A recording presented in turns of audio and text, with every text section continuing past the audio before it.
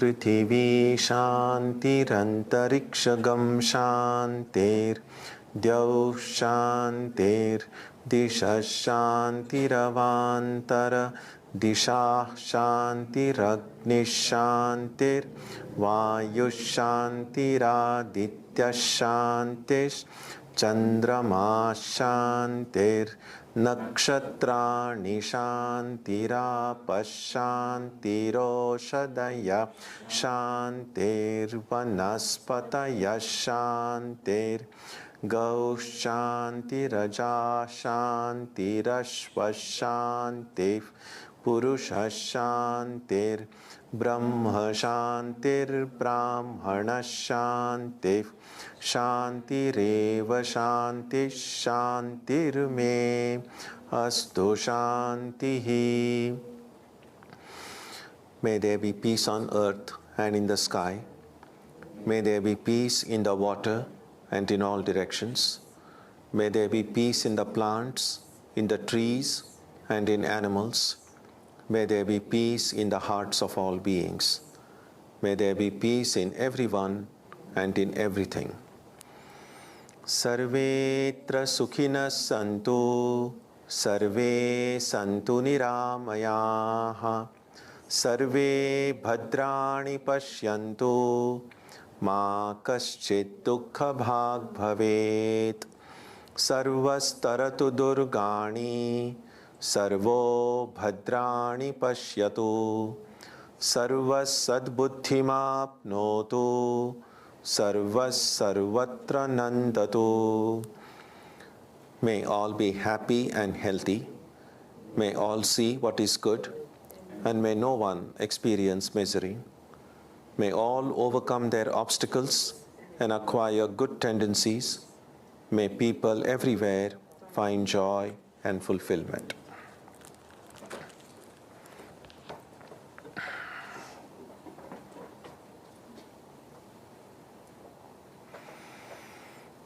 Let us now spend some time touching the center of peace and joy in our hearts. A good way to begin the practice is to withdraw the scattered energies of the mind and bring them to rest on one point.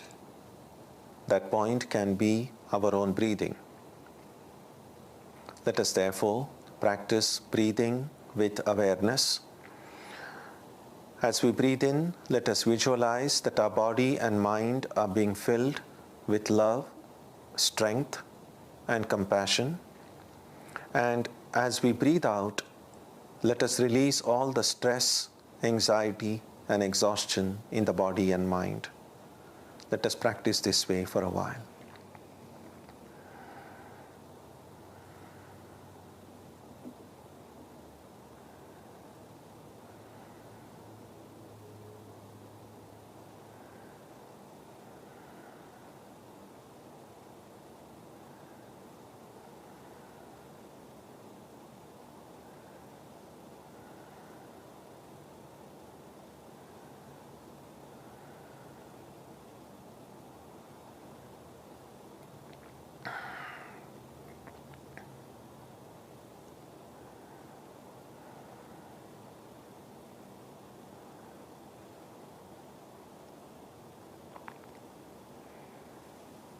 Let us now turn our attention to the region of our heart. Although God is present everywhere and in everyone, the divine presence can be felt most clearly in our hearts. We can meditate in any way we have been taught. To remain focused, we can take the help of a short mental prayer or a mantra or a divine name. Let us now spend some time dwelling on the presence of God in our hearts.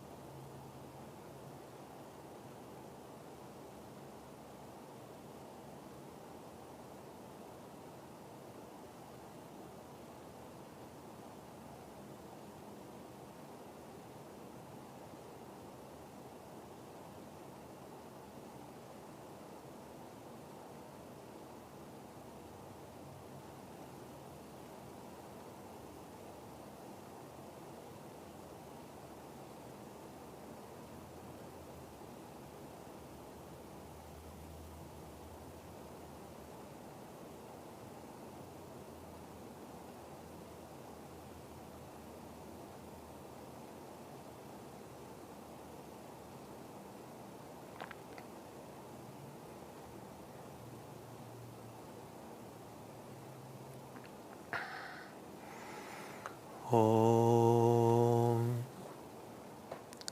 Asatoma Satkamaya Tamasoma Jyotirgamaya Mrityorma Amritam Gamaya Aviravirma Edhi Rudrayatte Dakshinam Mukham Te Namam Pahi Nityam.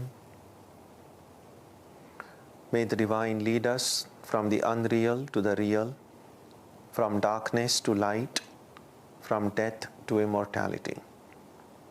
May the Divine Consciousness fill our hearts and protect us.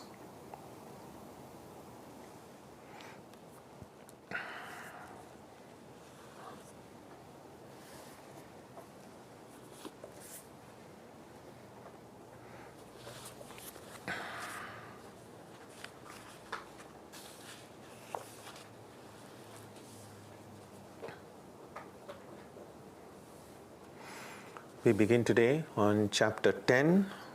It's called Vibhuti Yoga. Vibhuti means the divine glories, the ways in which the divine manifests around us.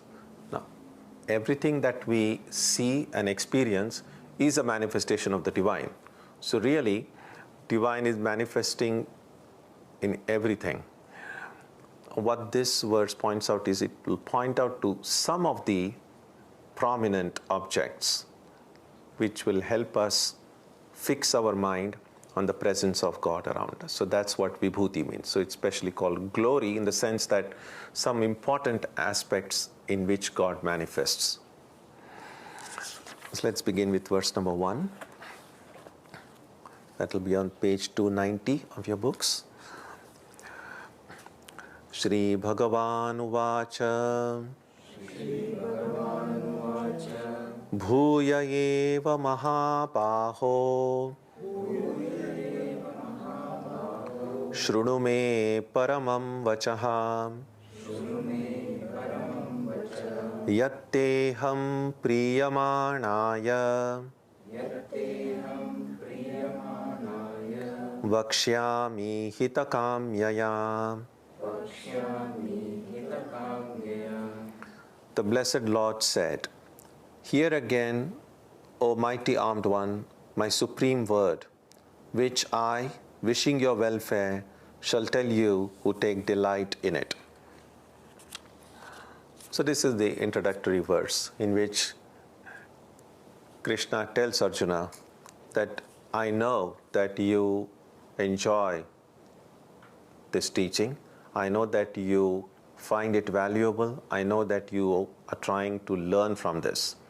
And so I give you this teaching because I wish your welfare. I mean, that's what a parent does to their children, wishing the welfare of their children. That's what a teacher does to their students, wishing the welfare of the student. And so that's what Krishna begins this chapter by saying. You can remember the last verse of the last chapter that we saw, that is verse 34 of chapter 9, ended with this: "Fix your mind on me, be my devotee, sacrifice to me and bow down to me. Thus fixing the mind on me and having me for the supreme goal, you will attain me alone."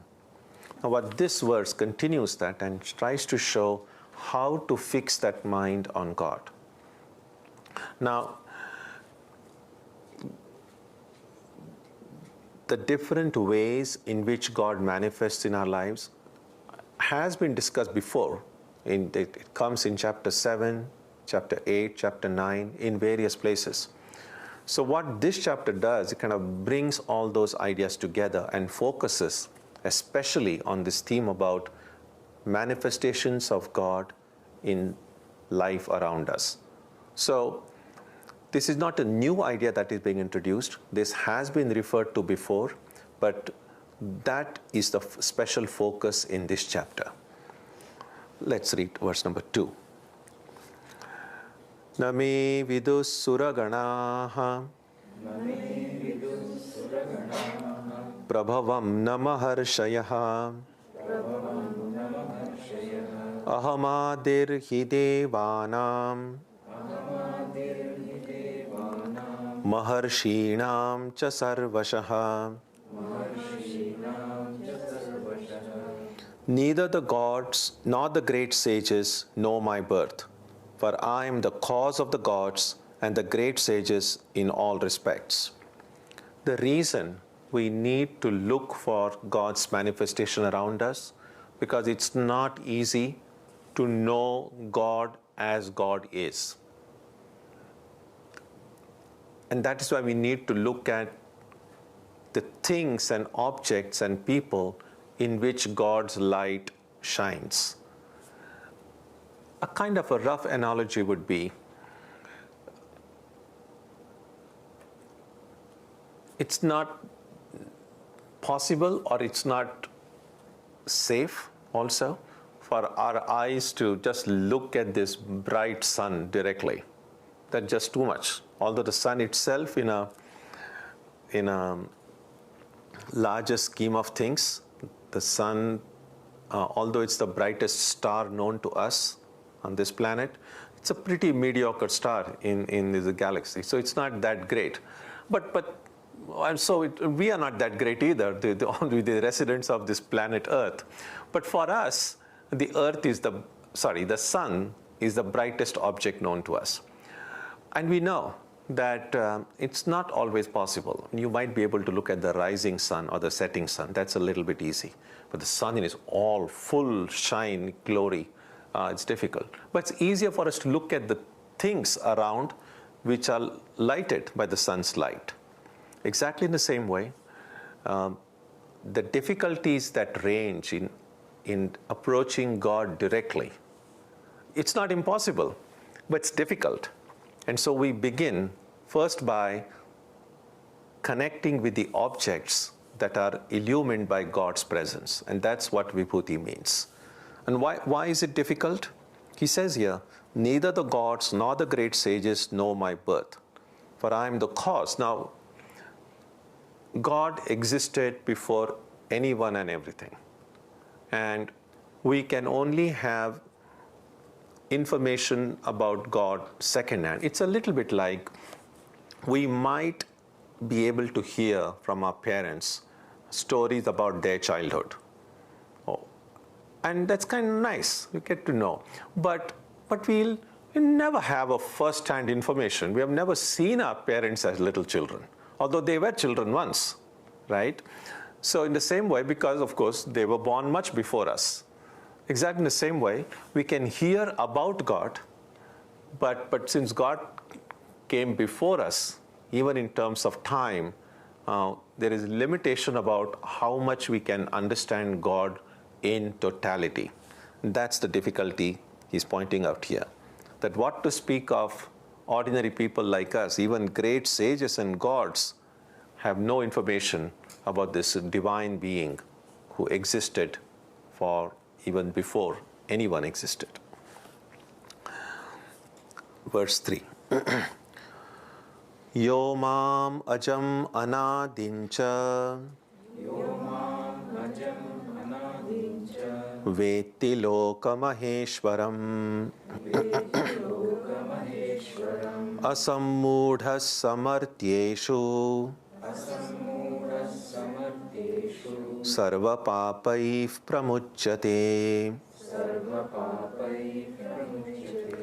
He who knows me, the birthless and beginningless Lord of creatures, is undiluted among men and is freed from all sins. So how do we then look upon God? How do we understand God? And he says, as the birthless. Ajam means birthless. Now, birth means a beginning.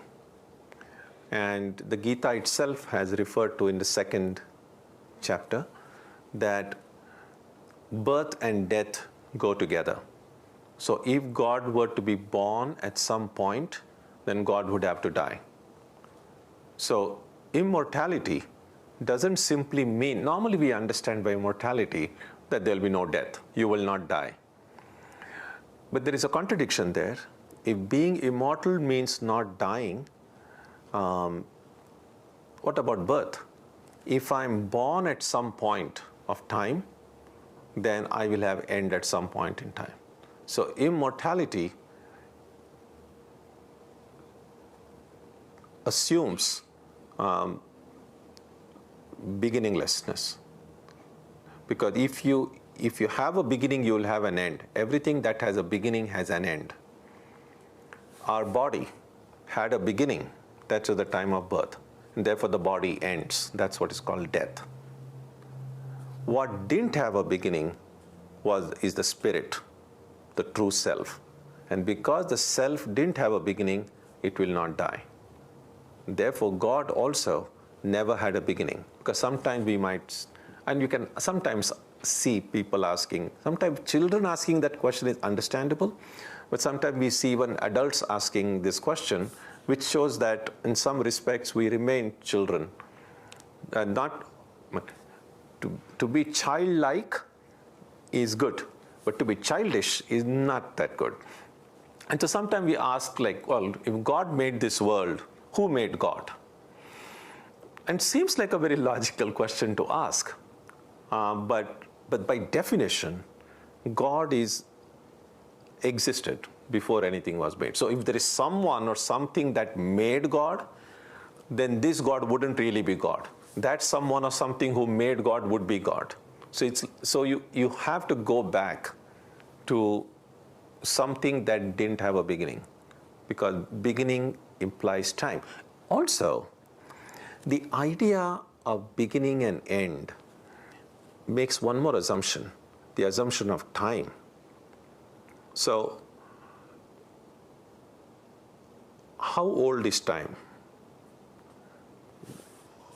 No, that's kind of, I don't know whether you ever thought of that question. It's like, when we say God made everything, it means God also made time. That means there was a time when time didn't exist. If there was a time when time didn't exist, you really can't ask the question, when was God born? Because the idea of when presupposes the existence of time. So if we say, well, time has always existed, then you cannot really say God made everything out of nothing, because time existed. So if nothing existed, even time didn't exist. And that's why it's possible to think about a being, existence, which was not dependent on time. And that's why he who knows me, the birthless and beginningless Lord of creatures. So God, when Krishna says, he who understands the divine as without beginning, without end, and whatever else there is under the control of this beginningless and endless existence. Such a person is undeluded and is free. But sins here is meant error of judgment. So the word sin here is not, as I've sometimes referred to, always in terms of an act of disobedience against God. Here by sin is primarily meant wrong perception. Because when we don't see things clearly, we make mistakes. And when we make mistakes, we suffer for it. Depending on the nature of mistake, depending on the kind of mistake, the extent and the duration of the suffering may vary. But there is some kind of a pain or suffering experienced whenever we make a mistake. On the contrary, when we don't make a mistake, when we see things clearly, we do the right thing, and then it brings a joy. Again, depending on the clarity of our vision, depending on the wise choices that we make, the extent and duration of joy will vary. So in general, if we look at our lives, we will see that we have experienced both joy and sorrow in our lives. The joy that we experience is because we have made certain right decisions, made some good choices, and that makes us happy. There are sometimes whenever we take a decision, whenever we choose something, we don't choose thinking, oh, this is wrong. Well, we really never do it. Whenever we do something, we use the best judgment available to us, and we try to do the right thing. We try to see the right thing. Only in retrospect, we suddenly realize, no, that was a bad decision. I didn't understand it well. So that means, even though our intentions were good, because our perception was not right, what we thought was right wasn't really right. What we thought was good wasn't really good. So it's this wrong or faulty perception that leads to error, and error leads to sorrow. So when it says freed from all sins, it is in that sense, that a clear perception of the divine would be seeing the divine as beyond time, beginningless and birthless, and everything other than the divine is under the control of that divine. That's why oftentimes God is referred to as the Lord. I mean, Lord is one who is above, and everything is under the control of the Lord. The Sanskrit word Ishwara comes from the root ish, means to rule. So the word Ishwara literally means the ruler. When we say Parameshwar, so again it's a Parama plus Ishwara. Parama means supreme. So Parameshwar would mean the supreme ruler. Same idea. What sometimes gets called as the Lord and Ishwara are literally translated as means the ruler, the supreme one. So what Krishna is saying is, when our understanding of God is in this way, then we are undiluted. We have a better perception. And because we have a better perception, we will be freed from all errors of judgment.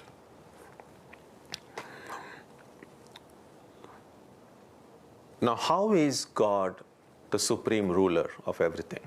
That's being described in the next 3 verses, 4, 5, and 6. So let's read 4 and 5 together.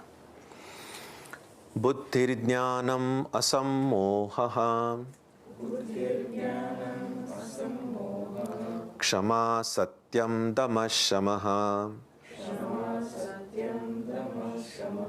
Sukham dukkham bhavo bhavo Bhayam cha bhayameva cha Ahimsa samata tushtihi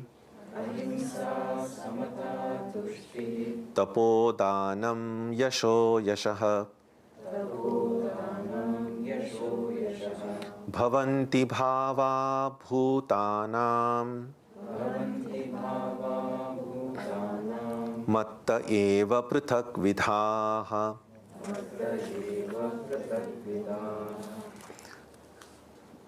Discernment, knowledge, non-delusion, forgiveness, truthfulness, self-control, tranquility, happiness, misery, existence, non-existence, fear, and also fearlessness, non-injury, equanimity, contentment, austerity, charity, fame, ill fame, these different dispositions of beings are indeed born of me. Now, this is not an exhaustive list, clearly, but a lot of the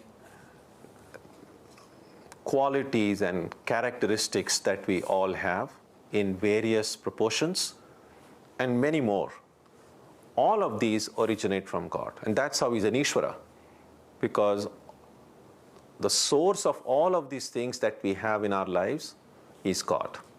So it's a fairly big list. Verse 6.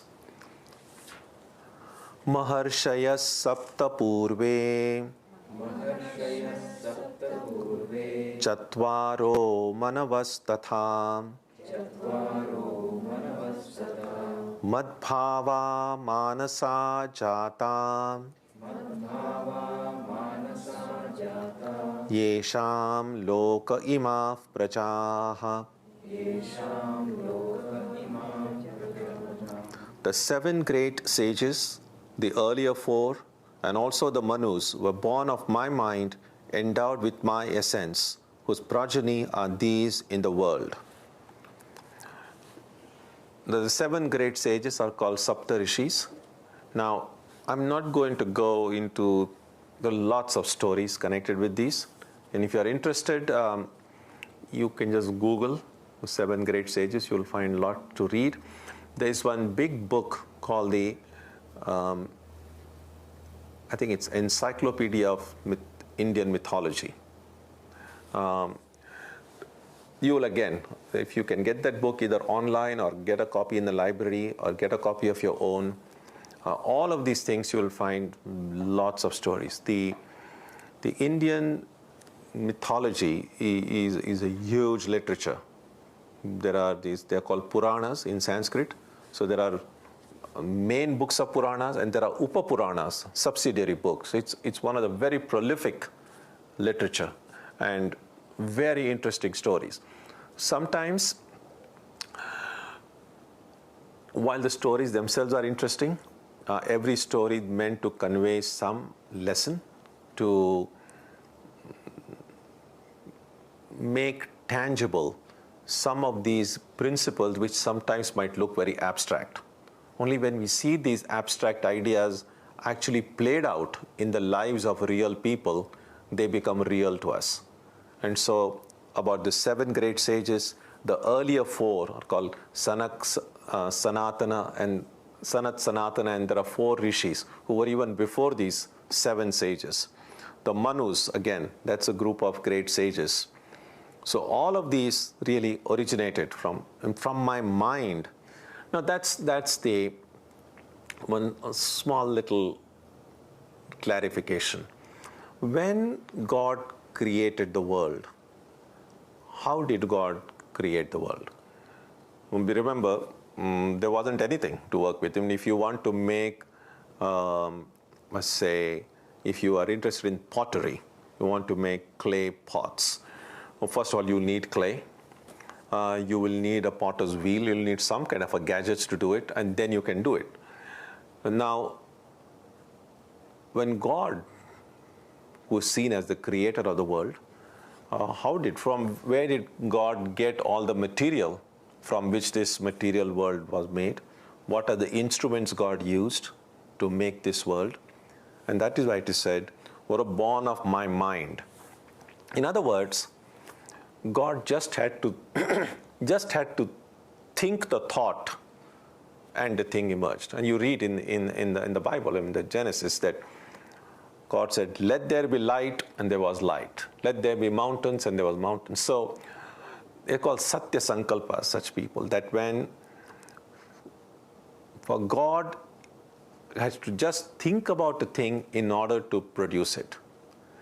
Now, to some extent, in a somewhat similar fashion, although not identical to what God did, those who become established in the virtue of truthfulness acquire some power.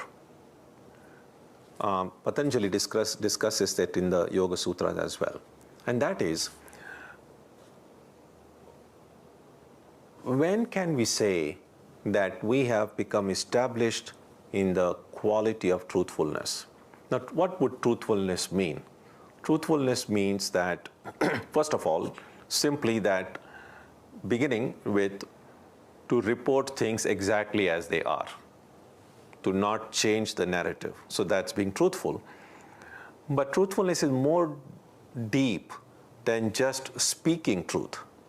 Truthfulness also involves perceiving truth. So,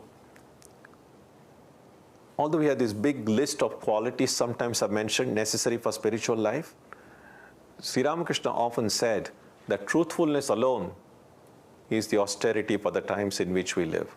So if we can hold on to this one quality of truthfulness, and very rigorously, not superficially, like, oh yeah, I like to be truthful, not in that sense, just very, very particular about being truthful, you will see that this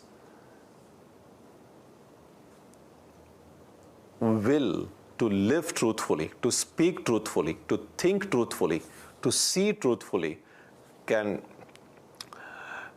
soak into our life to such an extent that all other qualities necessary to be truly happy, contented, and free will automatically come to us. And so when a person becomes established in truth, kind of a reverse thing occurs. Let me explain. So by truthfulness would mean that saying things exactly as they are. But when a person becomes established in truth, if a person says something, that person's power makes the external world change things to make that person's words come true. For instance, a person becomes established in truth in always speaking truthfully, thinking truthfully, seeing things truthfully. And if this person says, I wish it'll be good to have a nice, suppose it's winter, and you say, good to have some nice warm blanket. Now this thought has come in this person's mind, and this person is established in truth. Such has been the experience that somehow from somewhere, in a most unexpected way, a blanket will appear. Not necessarily from floating through air or anything like that, but maybe some friend may suddenly appear and say, well, here's a blanket for you. The idea is this, that this person can never again think of false thought because of being established in truth. Whatever this person says happens. And some people you will see have that quality. They say something and it just happens. And that's why sometimes you will see, we'll read in books, people go to some saints or sages, some so holy people, and say, please bless us that this project will be successful. And there is this hope that if they say, yes, it will be successful, it will be successful. So that's the reason. So that's what called Satya Sankalpa. So when God made everything, God had just to think, let there be light. There was light. Let there be this. So that is what is meant by saying, we're born of my mind, endowed with my essence, because everything, God is the only reality. So not just these 7 sages and others were born of God's essence. Every one of us also is born of God's essence. The reason we are not aware of it is because we have consciously kept ourselves distinct from God. Our ego is what has separated us from God. Although from the myth, it just seemed that God is angry because we disobeyed God. From the Christian myth of the Garden of Eden, that God got angry and then we are cast off from the Garden of Eden. The same story can be looked at from a subjective standpoint. Whether it was God who threw me out of garden, or it was I who got out of the garden because of my own ego. By my ego, I separated myself from recognizing that I'm of the same essence as the divine. And I made myself separate. And so since I have gotten thrown out of the garden by my own error, if I correct that error, I can go back to from where I came from. That's the idea.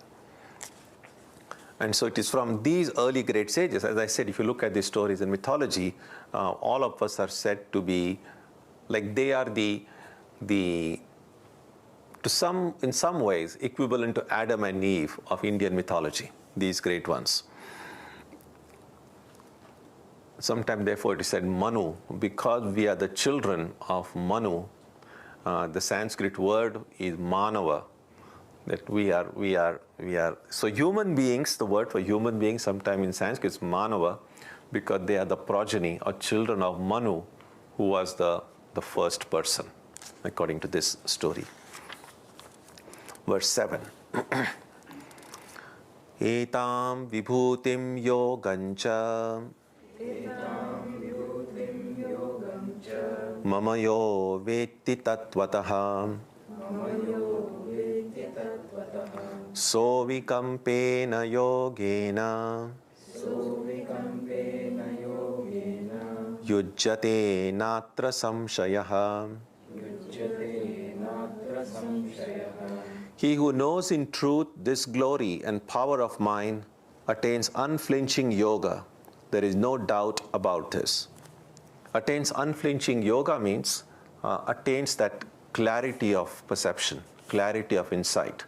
In Sanskrit, they call samyak darshan. Samyak means right, darshan means seeing. Seeing things correctly. I have sometimes mentioned that a form of greeting in northern India, and especially among the monastics.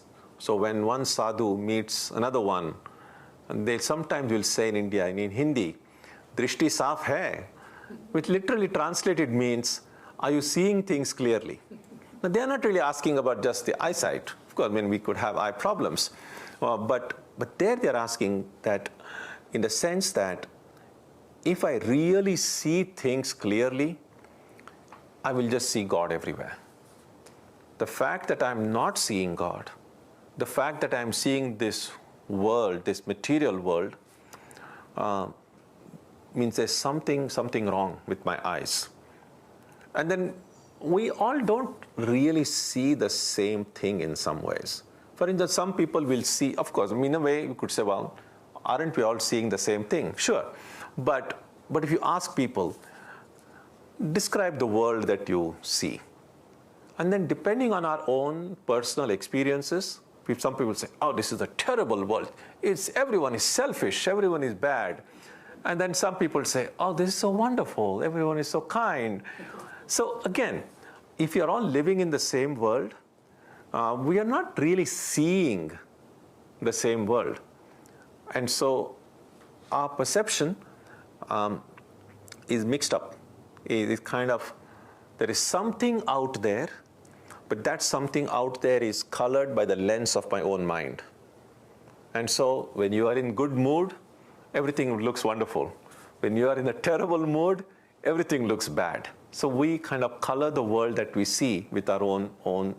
Now, one of our Swamis said that years ago, maybe at least 30 or 40 years ago, when I was in Delhi.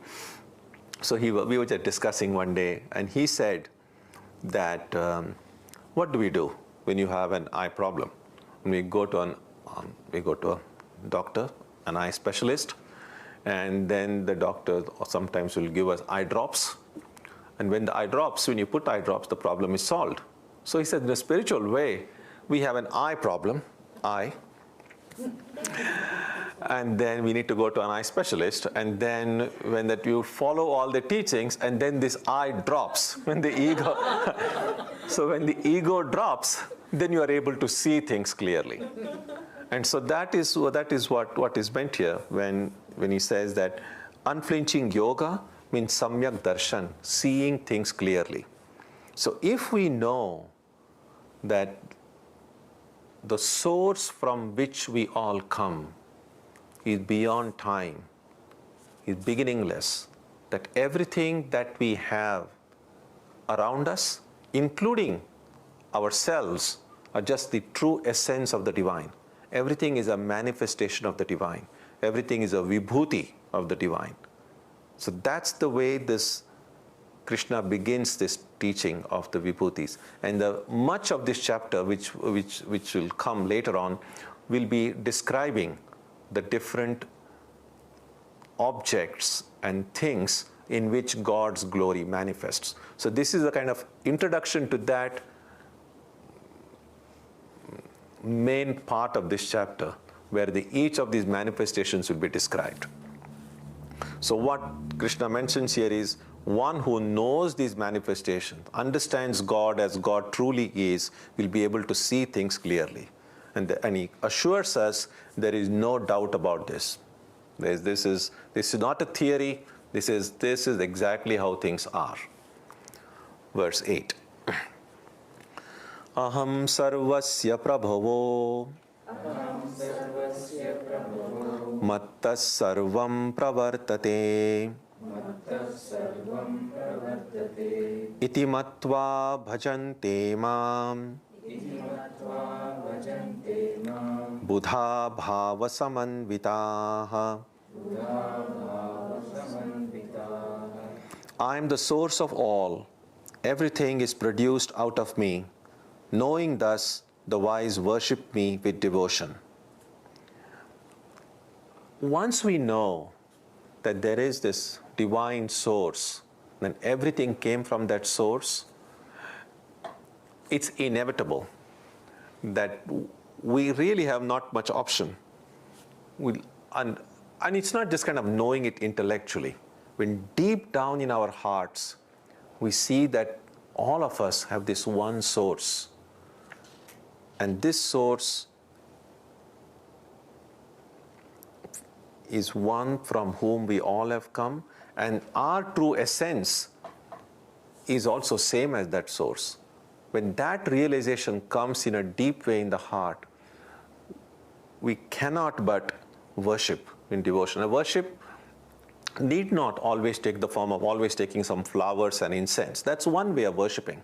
But even just falling on your knees and adoring and adoration, just being in awe, your mind just being filled with that truth, filled with that reality. To whatever extent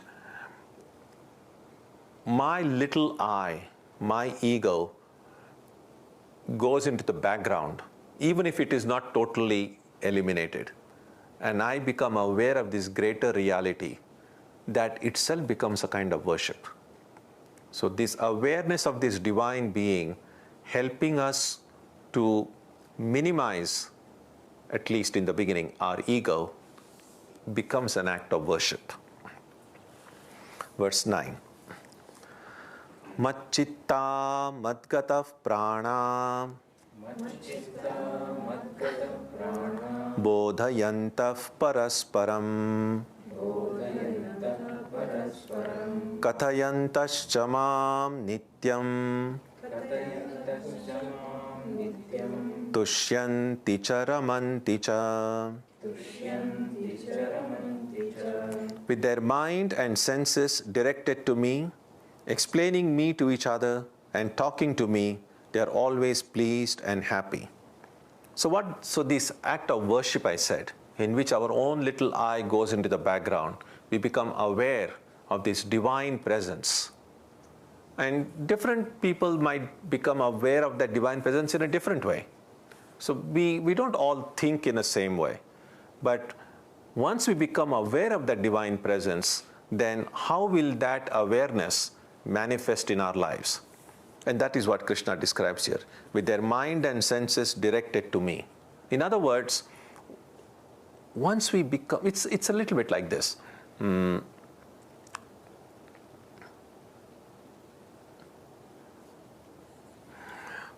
See, once you're kind of deep into some subject, let's say, if you're studying chemistry, and you're just gone deep into this chemistry and physics, the structure of the particle, the atoms and molecules and the primary elements. So when you start studying all that, you kind of go deeper and deeper, then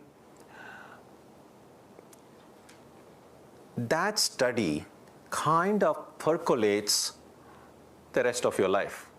So it's like, you're not like always studying there in a classroom, studying physics and chemistry, but if you've gotten deep into it, then no matter what object you look, you say, oh, this is wood. But what exactly is this wood? What may be the chemical composition of this place? Or this human body?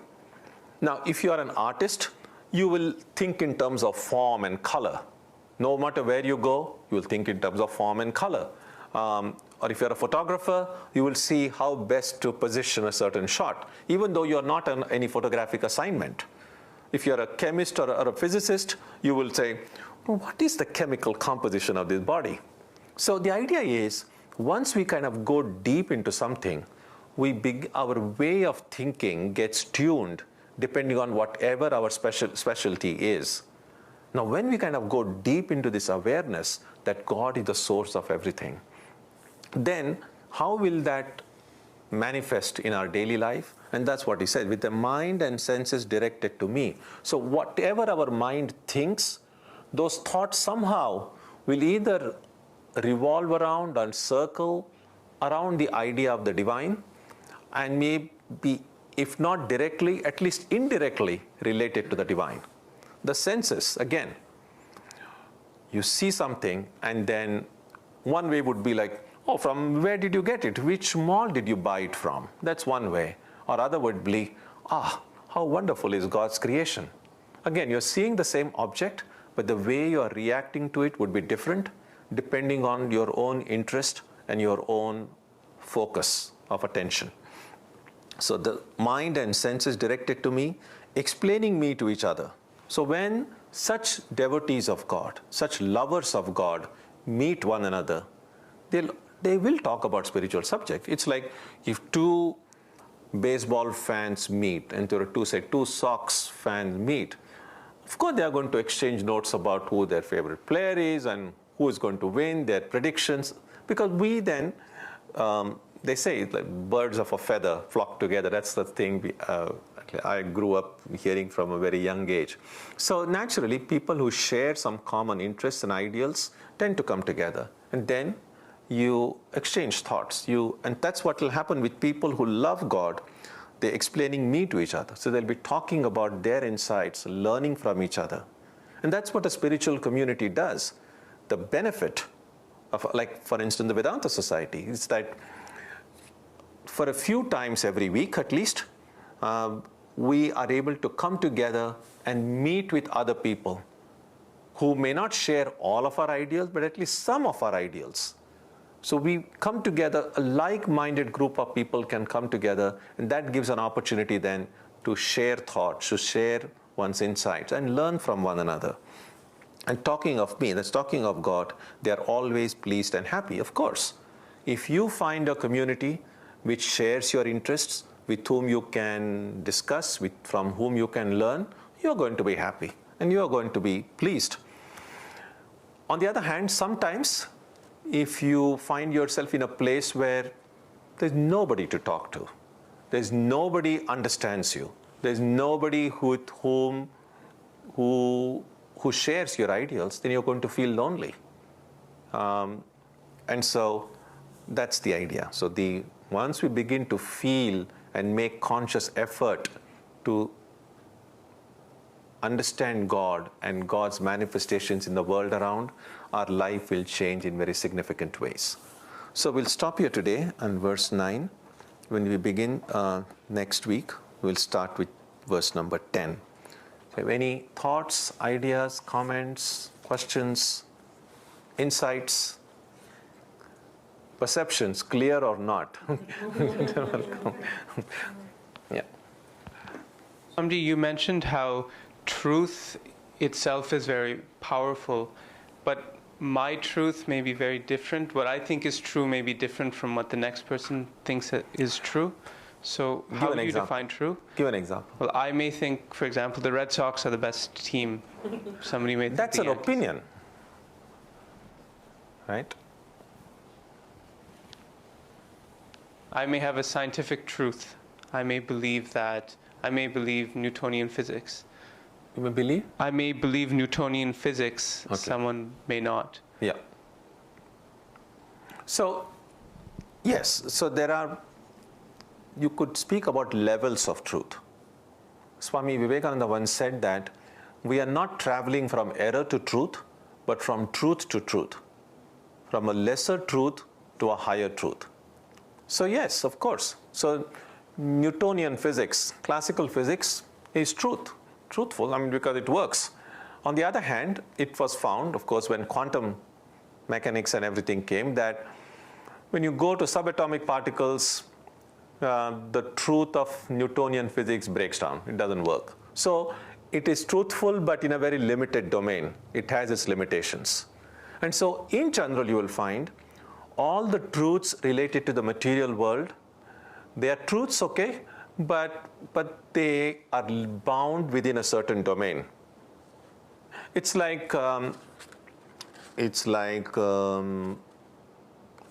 being a citizen. So, well, I'm a free person. I can do what I want. Of course, you can do what you want in your country, but your freedom gets limited the moment you go outside the domain. When you go to some other country, you'll be able to do some things, you will not be able to do everything. So in the same way, all the truths related to the material world have certain limitations of either place, time, or whatever. And so we can understand these truths in one way, but is there some truth which is beyond these truths. In fact, in the Upanishads, sometimes that truth is spoken of as Satyasya Satyam, the truth of all truths. And the truth of all truths is, well, these truths are limited. And then there is a truth which is beyond these limitations. And therefore, the truth that my truth may be different from someone else's would be this limited truth. Yeah.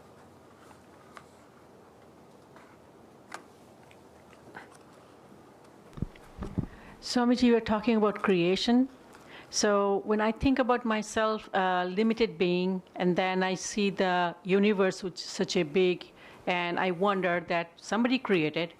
But when I talk about creation, creation means you need material, knowledge, and power.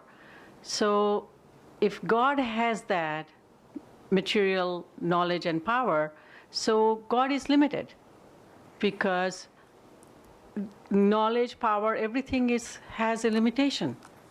So is it Maya that I am creating God, and in my way I'm thinking that God is creating? I'm a little confused about this creation part. Okay, yeah, good question. Well, this is the world that we experience. So this world has come from somewhere. So the source from which this world came, that we in general terms we call God. Now, God the creator is limited because God the creator is limited by the creation, because God was not the creator before God created the world, right? So the creator God is limited as opposed to God who cannot be qualified by any adjective. So yes, in that sense, so long as we assume the reality of the world, the God who made the world is limited. Now, is God really limited? Now, God would be really limited if this world were really there. So because the world is not really there, God is not really limited. That's how it is. Yeah.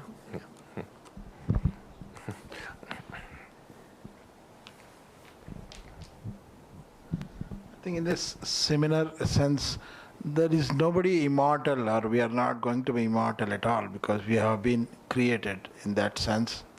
Right. So long as you see yourself as a creature, you will remain mortal.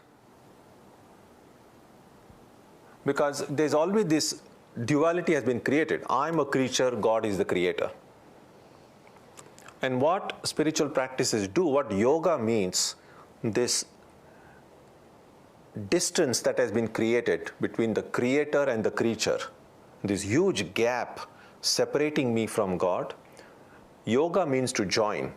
So then these two, God who seems far away, the creator and the creature, come closer and closer.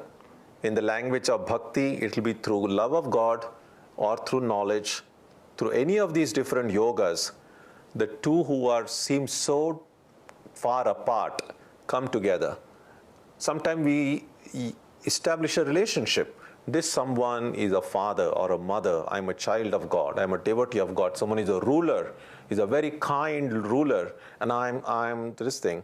But my establishing a relationship with God, that love or longing gradually bring the two together, and that is why love leads to unity ultimately.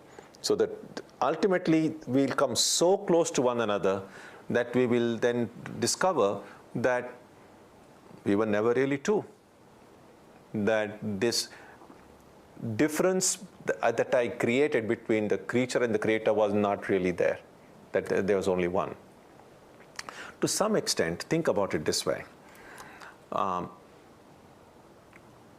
When I fall asleep, say when I'm all alone in the room, I have a good hearty dinner, and I fall asleep. I'm alone.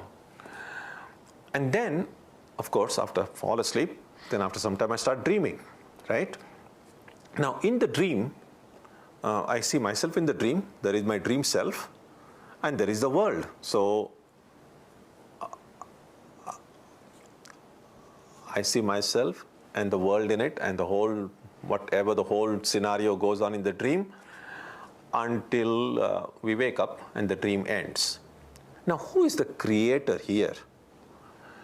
The creator here is really the person who has fallen asleep, because that person who fell asleep made all this world, the dream world, possible. Now, in the dream world, I saw myself as well, right?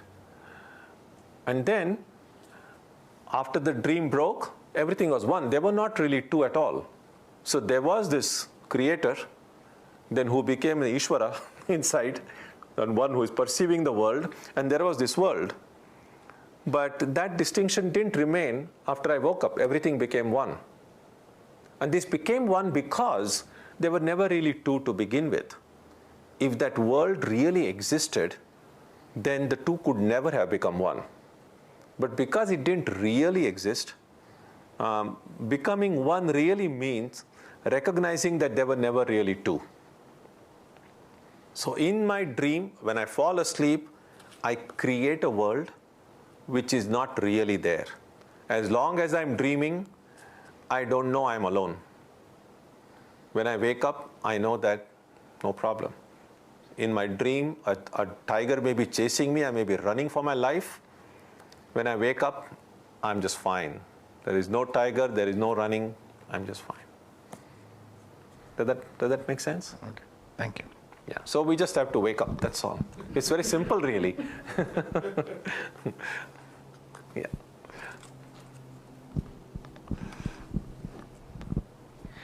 So, Swamiji, there's a lot of suffering associated with my inability to see things as they are.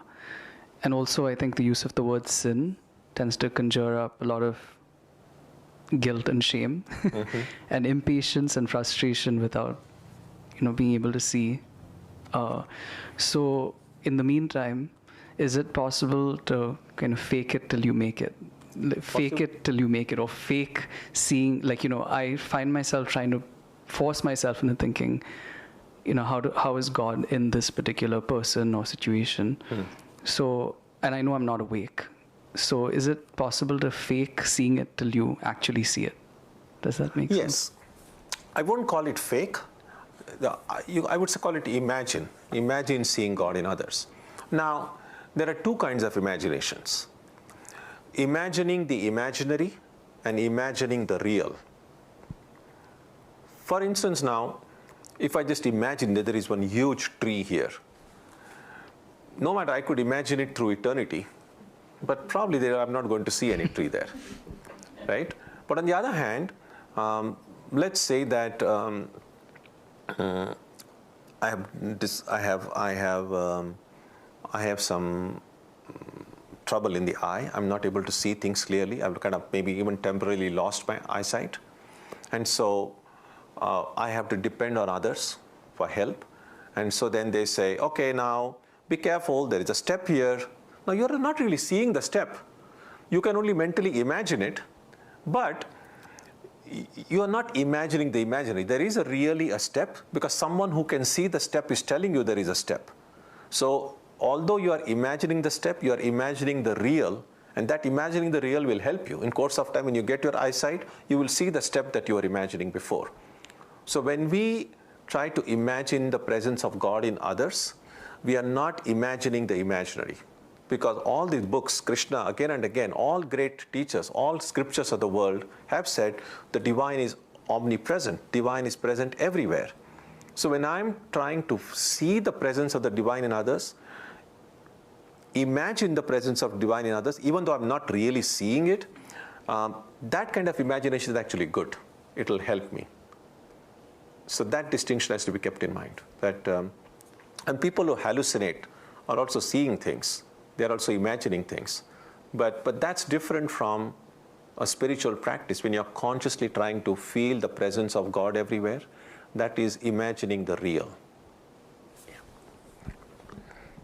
So we will stop here today, and we'll begin next week on verse number 10. Om Jananim Saradam Devim Ramakrishnam Jagadgurum Padapadme Tayo Shritva Pranamami Muhurmuhu. We bow down to Ramakrishna and Holy Mother.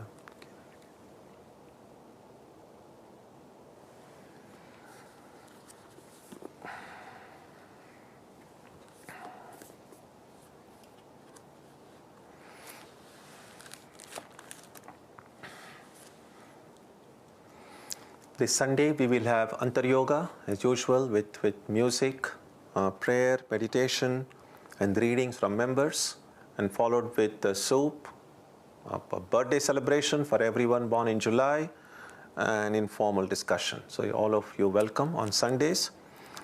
And next Wednesday we will continue with this study beginning on verse 10 of chapter 10 next week. And on Tuesday and Saturday, we will have Arati and meditation as usual. So you're welcome for all of these programs. We'll conclude with a prayer now on page 3. Here, folks.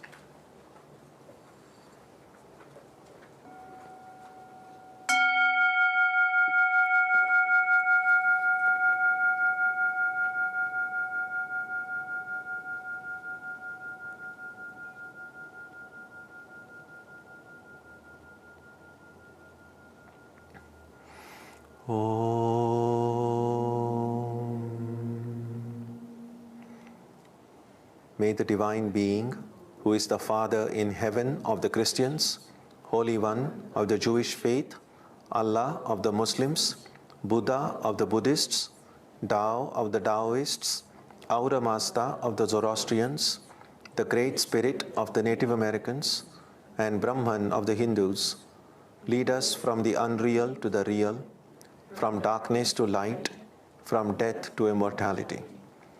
May we be granted strength, freedom, and clear understanding. May we learn to see God in our own hearts and in everyone around us. May God bless us all and fill our hearts with gratitude, grace, and love. Om Shanti Shanti Shanti. Peace, peace, peace be unto all.